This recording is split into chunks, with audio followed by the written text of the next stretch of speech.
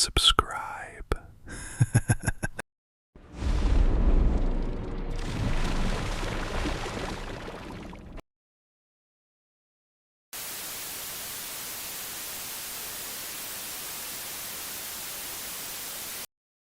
This is not my story. I always tell people when they ask me if I've ever seen anything out there that I can't explain. It happened to my training officer. Most people think that's a dodge. It isn't. I've got my own stories, sure. Every ranger who stays in the job long enough does. Strange calls at strange hours, footprints where no one should be, voices that carry too far through timber when the wind is dead still. But this one belonged to him, and the way he told it made me wish he'd kept it to himself. My training officer's name was Halverson. Everyone called him Hal. Before the Park Service, he'd been MARSOC, Special Forces Marine, basically a professional badass. One of those men who had worn violence so long it had settled into his posture, the way old injuries settle into your joints. He never talked about what he did in the military, not directly. He'd mention places without naming them, seasons without years, guys he'd lost without saying how. He had that look some veterans get, like they're never fully inside a room, like a part of them is still posted somewhere else, still scanning a doorway or a ridgeline. You could tell he'd seen too much. You could also tell that coming out to the wilderness wasn't retirement for him. Not really. It was penance. Or refuge. Maybe both. He was the kind of ranger who could read sign-off granite, who could tell you how long ago a person had passed by the bend of a crushed fern stem or the darkening edge of a boot print. He moved through the back country quietly, economically, like the woods were another kind of operational terrain. But he wasn't cold. That was the thing about him. For all the hardness in him, he cared. He volunteered for searches nobody wanted. He sat with injured hikers while they cried. He talked jumpy lost kids down in a voice so calm they'd follow him anywhere. He'd retreated to the wild, yeah. But he'd done it to try and help a few people on his way out. He told me this story during my second month, sitting outside the ranger station after dark, generator humming, moths tapping themselves to death against the yellow bug light over the door. He was drinking black coffee that had been on the burner way too long. I remember because he stared into the cup for a long time before he started, and when he did, his voice had the same flat tone he used when reading a weather advisory. He said it happened not long after he qualified for search and rescue. A woman had gone missing on a popular but rugged trail network in late September. 32 hours overdue by the time the call came in. She was hiking solo, mid-30s, experienced on paper, lightly equipped. There'd been no major storm, no cold snap, no cougar reports, no signs of foul play at the trailhead. Conditions were good. Visibility was decent. The search area, while not tiny, was manageable. The assumption early on was simple: injury, disorientation, or a wrong turn. Because the weather was holding, and the terrain was judged safe enough, command split the searchers into solo patterns to cover more ground quickly. Hal knew that sounded reckless to me, because he paused to say it had been approved procedure under those conditions, and that sometimes in SAR, you traded comfort for speed.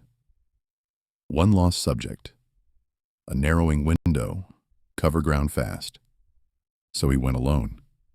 He spent about 3 hours working a grid along a series of game trails and informal cutoffs near a ravine system on the north side of the search zone. He told me the woods had been oddly quiet that day. Not silent, never silent, but muted. No bird chatter, no squirrel racket. Just the occasional tick of branches and the hush of wind moving high above the canopy, where you could hear it but not feel it. Then he saw her. She was walking near the edge of a cliff line, overlooking the ravine, moving slowly, almost dreamlike, one hand brushing the air in front of her, as if she expected to touch a wall that wasn't there. He called out. She turned. It was the missing hiker. She looked dirty, exhausted, a little glassy-eyed, but otherwise okay. No visible broken limbs. No torn clothing beyond some scrapes. No blood he could see from where he stood. She seemed disoriented, but that wasn't unusual after a night out, injured or dehydrated. He approached slowly, announced himself, got her name, confirmed details only the missing subject would know. He offered her water. She drank greedily. He gave her a snack bar. She ate half and then seemed to forget she was holding it. He checked her pupils, asked if she knew where she was, if she'd fallen, if she'd blacked out. She answered, but vaguely. Said she thought she'd taken a wrong turn. Said she'd gotten turned around. Said she was embarrassed everyone was out looking for her. He radioed in that he'd located the subject alive and ambulatory. Gave approximate coordinates. Said he was beginning the hike back on foot. Then they started moving. At first, everything felt normal enough. She was shaky, but she walked. They made conversation the way people do when they're trying to pretend a bad thing is over. He asked where she was from. She asked how long he'd worked in the park. She laughed once, quietly, politely, when he told her the woods didn't care how many fancy trail apps people downloaded before getting lost. But there were things he noticed. She never asked to stop and rest. She never asked how much farther. And every now and then, he'd realize he hadn't heard her footsteps for several seconds, even though she was right behind him. The first few times he told himself it was the pine duff swallowing the sound. The ground in that section was soft and thick with needles. But then he'd glance back, and there she'd be, exactly where she should have been, walking with that same tired little half-smile, as though she hadn't noticed anything strange at all. About 90 minutes into the hike back, her mood changed. The chatting faded. Her answers got shorter. Her pace slowed. He asked if she was hurting anywhere. She said no. He asked if she felt dizzy. She said not really. Then she fell behind enough that he had to stop and wait for her to catch up. He told me this was the point where the hairs on his arms stood up, not because of anything he could name, but because every instinct he had, from the military, from the woods, from being alive this long, started ringing at once. When she caught up, she looked different. He couldn't explain that either. Not at first. Her face seemed drawn. Not pale exactly, but drained, as if something behind her features had stepped back a pace. Her eyes wouldn't quite focus on him. Then she asked, in a small, hopeless voice, "Do you think I'm stuck in these woods forever?" Hal said he actually laughed. Not mockingly, just the automatic kind of laugh you give someone when you think they're spiraling, and you're trying to keep them calm. "Of course not," he told her. "We're about halfway back." He said the second the words left his mouth, he knew something was wrong. Because she looked at him with the saddest expression he'd ever seen on another human being, and said, "You know, I didn't feel it when my skull cracked, but I think I actually heard it." Hal told me he went cold all over, not scared in the normal way, not adrenaline, not panic, just a total glacial freezing of his insides, like his body had understood something his mind was still refusing to accept. And then the top of her head opened. That was how he described it. Not split, not burst, opened. A huge gash appeared across her scalp, like an invisible seam being unzipped. Dark blood poured down her face in a sudden sheet, fresh and bright against skin that turned gray right in front of him. Her eyes sank back into their sockets, not popped, not rolled, sank, as if the life behind them had withdrawn into some deeper place. Her knees buckled. She hit the ground hard and vanished. No fade, no blink, no trick of light. One instant there was a body collapsing onto pine needles and stone, and the next there was nothing.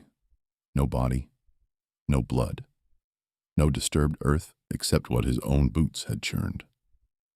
He stood there staring at the empty patch of trail for maybe 3 seconds, maybe 30. Long enough for the world to go thin around the edges. Long enough to hear, somewhere far below in the ravine, a sound like a rock clicking down stone. Then training took over, or maybe terror did. He backed up, turned, and ran. Not hiked, not tactical moved. Ran. He admitted that part with no pride. A former Marine, a Ranger, a SAR tech, and he ran blind through the woods like a panicked recruit. Branches whipped his face. He nearly broke an ankle on a root. He kept expecting something to grab him from behind, or for her voice to sound right next to his ear, or for him to look up and see her standing ahead of him on the trail with her head hanging open, like a butchered thing. He made it back to base, wild-eyed and half incoherent. Reported that he'd found her. Reported that he'd been escorting her out. Reported because what else could he do? What had happened next? He said they looked at him like he'd lost his mind. A few thought he was in shock and mangling the sequence. A few thought he'd lied about finding her at all, maybe to cover for getting off pattern or making some major error in the search. He was reprimanded harshly. Not officially, not at first, but enough. Voices raised. Questions repeated. Coordinates demanded. Every part of his account examined for the crack, where the real explanation might fit. He gave them the exact location. The next day, another team found her body in the ravine below that cliff line. Cause of death. Blunt force trauma to the skull from a fall. She had likely died before he ever laid eyes on her. I remember sitting there outside the station, feeling the cold gather around us while he finished his coffee. I asked him if he thought it had been her ghost. It sounded stupid the second it left my mouth, too small and tidy a word for what he'd described. He shook his head. No, he said. Ghost makes it sound like she came back to haunt somebody. I don't think that was haunting. What was it then? He looked out past the pool of light into the trees. For a second, his face seemed older than I'd ever seen it. I think, he said, some people die so suddenly, they don't know how to stop being lost. He stood up then, rinsed out his cup, and went inside. I sat there alone a while longer, listening to the woods. A lot of people imagine wilderness horror as teeth and claws, as something chasing you through the dark. But after hearing his story, that's never what scared me most. It's the idea that the land can keep an echo of your last confusion. That somewhere in the trees, on some fading path at the edge of a ravine, a person can keep walking after death with no idea they've already fallen, still thirsty, still talking, still trying to get back, and every now and then, on long searches, when I'm moving through quiet timber, and the radio goes still, and the woods feel like they're listening, I think about Hal's woman. I think about that question. Do you think I'm stuck in these woods forever? And I make very sure, before I answer anyone behind me, that I can still hear their footsteps.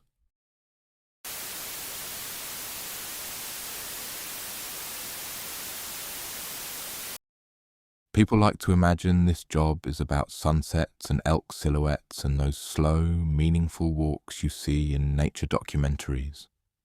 They picture us leaning on railings, talking softly about ecosystems while a bald eagle glides overhead. That's not the job. The job is cleaning up after people who think the wilderness is a theme park with better scenery. It's telling tourists not to pet a bison while they're already halfway to doing it. It's pulling dehydrated hikers off trails they had no business attempting in flip-flops. It's explaining over and over that the word wild is not decorative. I've been doing this long enough that I don't get surprised anymore. Frustrated, sure, angry sometimes, mostly tired.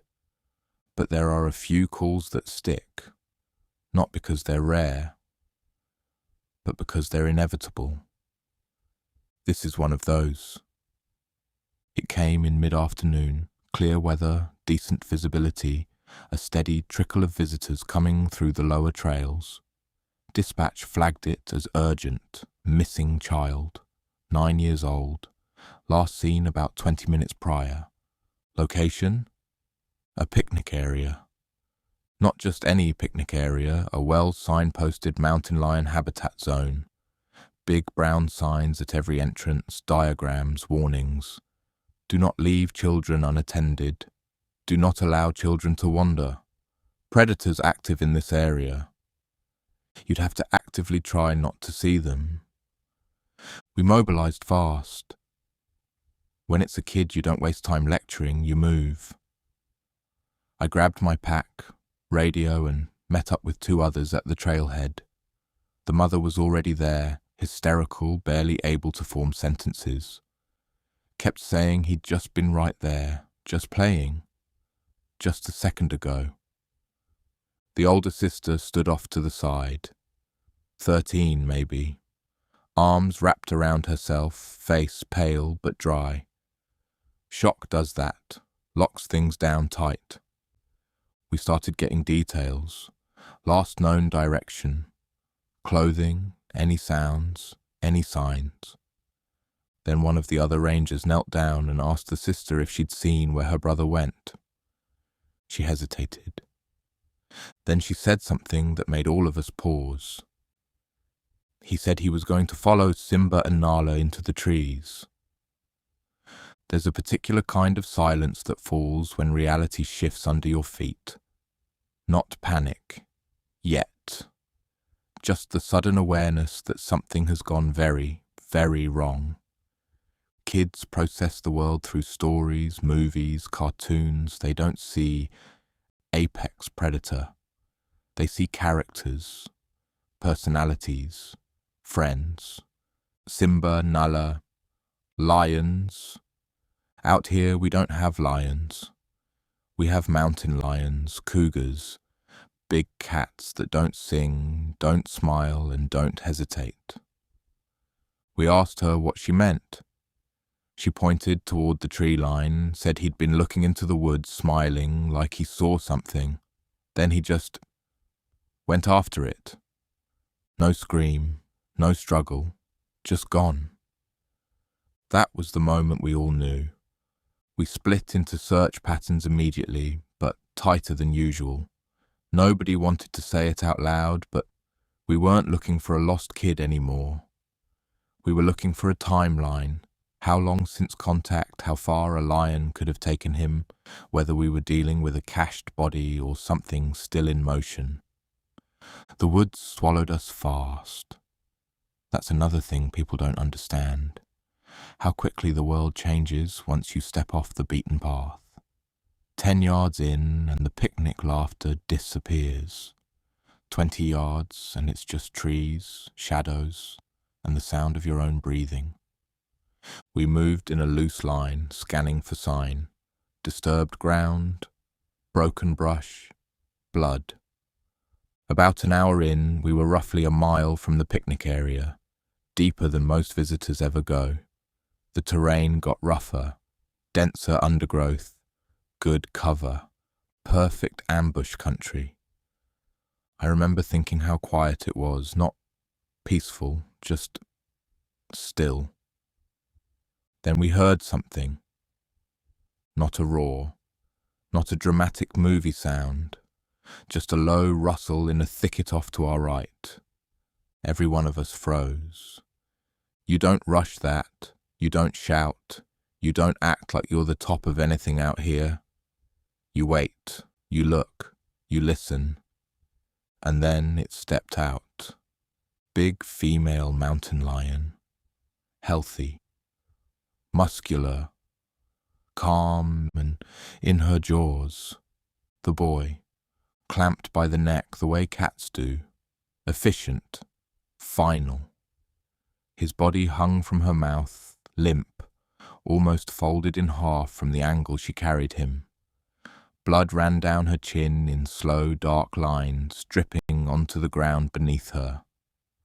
I've seen dead bodies before, plenty, but there's something different about seeing a child reduced to prey. Something that bypasses all your training and hits whatever part of you still thinks the world should make sense. For a second, just a second, she looked at us. Not aggressive, not afraid, annoyed, like we'd interrupted her. Then she shifted her weight, adjusting her grip on him, and you could hear the wet movement of it. The sound sticks with you more than anything else. We didn't have a choice. Protocols exist for a reason. A mountain lion that takes a human, especially a child, is no longer something you relocate or monitor. It's a confirmed predator on people. We raised our rifles. She didn't run, didn't even seem to consider it. 2 shots, clean, controlled. She dropped where she stood. The boy fell with her, hitting the ground in a way that told you immediately there was nothing left to save. And just like that, it was over. No music, no closure, just the smell of blood and the weight of what had just happened settling over us like a fog. We approached carefully, checked the animal, checked the body, even though we already knew. It's procedure. You go through the motions because that's what keeps you from falling apart. He was gone. Instant, most likely. That's the one mercy in those situations. We wrapped him as best we could. You try to preserve dignity, even when there's not much left to work with. You move slowly, respectfully, because someone is waiting for this, even if they don't know what they're about to receive. The hike back felt longer. No one talked. When we reached the trailhead, the mother was still there, still waiting, still hoping, because hope is stubborn like that. It doesn't care about signs or probabilities or the reality of teeth and muscle in the woods. She saw us coming. She saw the way we were carrying him. And she knew. I've heard a lot of sounds in this job. Animal calls, storms tearing through valleys, radios crackling with bad news. Nothing sounds like a parent realizing their child is dead. There's no way to describe it that does it justice. It's not just grief. It's something more primal, like a piece of the world itself just broke. We handed him over. That's the part people don't think about. It's not enough to find them. You have to bring them back. You have to stand there and be the person who closes the story. Later, paperwork would get filed, reports written, statements taken, the usual questions from the public. How could this happen? Was the animal aggressive? Could it have been prevented? Yes, it could have been prevented. There were signs, clear ones, repeated ones, the kind you don't even need to read if you have the slightest understanding of where you are. But people don't come out here to respect the wilderness. They come out here to consume it, to turn it into a backdrop for their day, a place where nothing bad is supposed to happen because in their heads it's all been softened by documentaries and movies. They think animals are characters. They think danger announces itself. They think the woods are playing along with them. They're not. Out here, you are not part of the story. You are just something that can be eaten. And the worst part, the mountain lion didn't do anything wrong. It didn't break a rule, it didn't step out of line, it did exactly what it was built to do. It saw something small, alone and vulnerable, and it took it. The only mistake was human. It always is. So, when people ask me what the wilderness is really like, I don't talk about the views. I tell them this: out here, nothing cares about you. And if you forget that, even for a second, something out there is more than willing to remind you.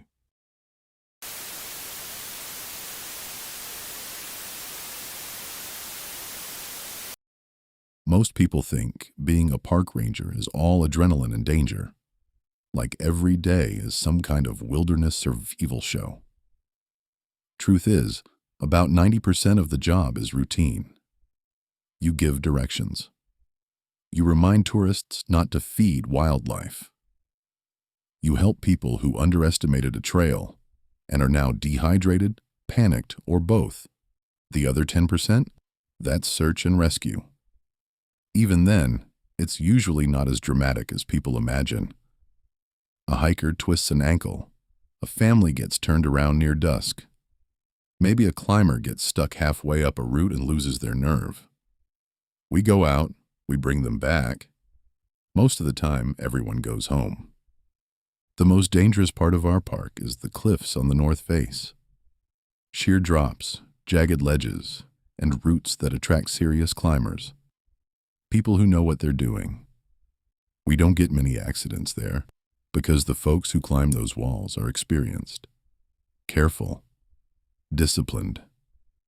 That's why what happened a year ago didn't make sense. It started with a call from one of our senior rangers, Alvarez. He was doing a routine sweep with binoculars, checking the climbing routes for activity. Around mid-morning, he radioed in, his voice tight in a way I'd never heard before. He said, "There was a man halfway up one of the hardest routes. Widow's Spine. No ropes visible, no gear, just standing there, waving. Not a casual wave either." Alvarez said it was frantic. Both arms, wide, desperate movements, like someone signaling for help. We mobilized immediately, sent a climbing team out, 3 of our best. By the time they reached the route, the man was gone.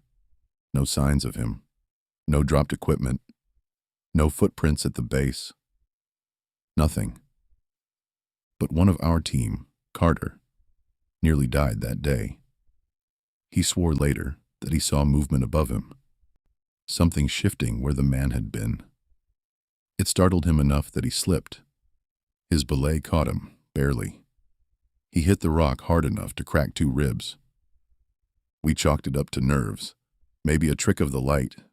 Maybe Alvarez had misidentified something.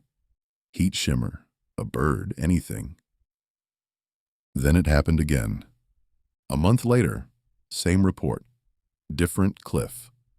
A climber this time, not one of ours, called it in. Said there was a guy above him, waving like crazy. No harness, no rope. The climber got spooked, descended early, and came straight to us. We sent another team. Nothing. That should have been the end of it. Weird, sure. But not unheard of. People see things out here.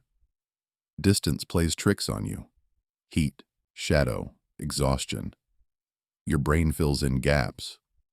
Except it kept happening. Every month, like clockwork, different cliffs. Always high difficulty routes. Always the same description. A man in a heavy coat and a wide-brimmed hat, waving frantically. Always gone by the time anyone reached him. At first, we treated every report as real. We had to. That's the job. You don't ignore someone who might be in distress on a cliff face. But the pattern wore us down. The reports were too consistent, too wrong. No one ever got close. No one ever found anything. And every time we went out, something went sideways. Loose rock, sudden gusts, equipment malfunctions that didn't make sense. Then came the helicopter. We'd started using aerial sweeps to try and get ahead of it. Cover more ground, respond faster. It was supposed to be safer. I was in the operations room when that call came in. I remember every word. The pilot didn't sound panicked at first, just confused. He said they had visual on the figure. Midway up a vertical face on the eastern ridge. No visible climbing gear. We told them to hold position and zoom in with the camera. There was a long pause. Too long. Then the pilot said, very quietly, "That's not a person." We pulled up the feed. I wish we hadn't. The figure was exactly as described. Heavy coat, hat pulled low, arms swinging in wide, jerking motions, waving, beckoning. But the closer the camera got, the more wrong it looked. Its face. There were no eyes, just dark, hollow sockets, like something had scooped them out clean. And its mouth. Its lower jaw hung loose, attached only on one side. It swayed with each movement, opening wider than it should, like it had forgotten how to stay in place. The worst part was when it looked up. The helicopter hadn't made much noise. We were keeping distance, but it knew we were there. Its head tilted sharply, unnaturally, until those empty sockets were pointed straight at the camera. It didn't stop waving, not even for a second. Just kept that same frantic motion, like it was trying to flag us down, like it needed us to come closer. The pilot pulled back after that. Nobody had to tell him to. We grounded aerial response for a week. After that, things changed. Officially, nothing did. The reports still come in. Climbers, hikers, the occasional tourist with a good zoom lens, a man on the cliffs, someone waving for help. We log it. We thank them. We tell them we'll look into it. Most of the time, we don't send anyone anymore. Not unless there's independent confirmation. Not unless there's actual evidence of a real climber in trouble. Because we've learned something. Whatever that thing is, it wants us to come out there.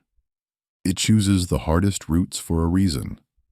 Places where even experienced climbers have to push themselves.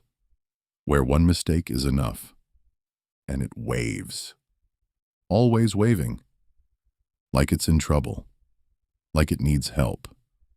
Like it knows exactly what we're trained to do. Carter transferred out a few months after his fall. Alvarez won't go near the cliffs anymore. As for me, I still work here. Still do the routine. Still help lost hikers and nervous tourists. But I don't look at the cliffs the same way. Sometimes, on a clear day, you can see them from the ranger station. Just silhouettes against the sky, and every now and then, if you stare long enough, you start to think you see something moving up there, waving.